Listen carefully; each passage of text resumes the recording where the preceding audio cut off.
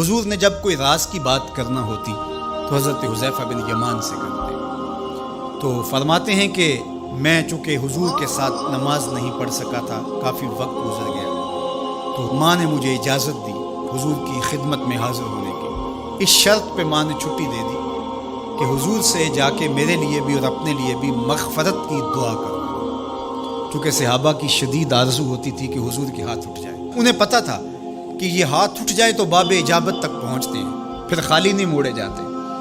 تو کہا کہ حضور سے میرے لیے اور اپنے لیے مغفرت کی دعا کروانا۔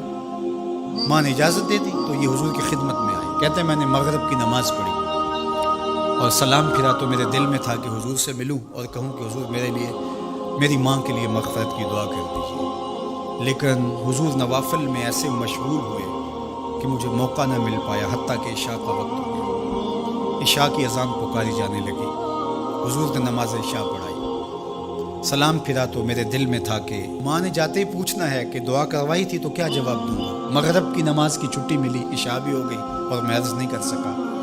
تو میں ابھی سوچ ہی رہا تھا کہ حضور حجرہ انور کی طرف بڑھ گئے۔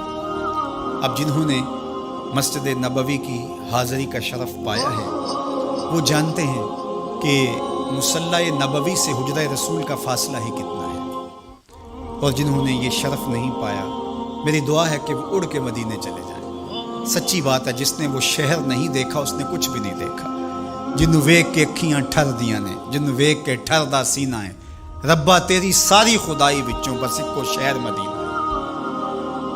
آج اس وقت پوری دنیا کے اوپر جو وبا پھیلی ہے اس کی وجہ سے جہاں اور بہت ساری چیزیں ہمارے لیے اذیت اور دکھ کا ذریعہ ہے، وہاں ایک بہت بڑا دکھ ہے کہ مسجد نبوی کے دروازے بھی بند ہیں۔ تو یہ دن تھے کہ حرم کی رونقیں دیکھنے والی ہوتی، مواج انور کے سامنے درودوں کی بہار ہوتی، مدینے میں بیٹھ کے حضور کے روضے کے سامنے حضور علیہ الصلوۃ والسلام کے شہر کی پکی ہوئی کھجوروں سے افطاری کرنے کا اپنا ہی لطف ہوتا۔ آج مدینے کے لوگ بھی ترس رہے ہیں، بچپن سے لڑکپن تک اور لڑکپن سے جوانی تک اور جوانی سے بڑھاپے تک 80 سال عمر ہو گئی، جنہوں نے رمضان المبارک کا روزہ مسجد نبوی سے باہر کبھی کھولا ہی نہیں، آج اپنے گھروں کی چھتوں پہ کھڑے ہو کے میناروں کو دیکھتے اور چیخیں مار رہے ہیں۔ اللہ اس وبا کے دن مختصر کر دے اور اس امت کے لیے آسانیاں پیدا کر دے۔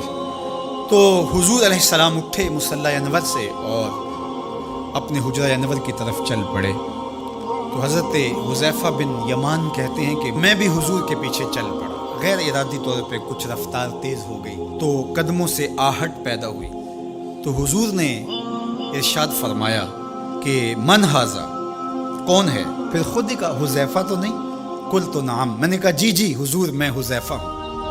تو آقا کریم علیہ السلام نے کوئی توقف کیے بغیر فرمایا ما حاجتوں کا غفر اللہ لک ولی امک، اللہ تجھے بھی بخش دے، تیری ماں کو بھی بخش دے، کس کام آئے ہو؟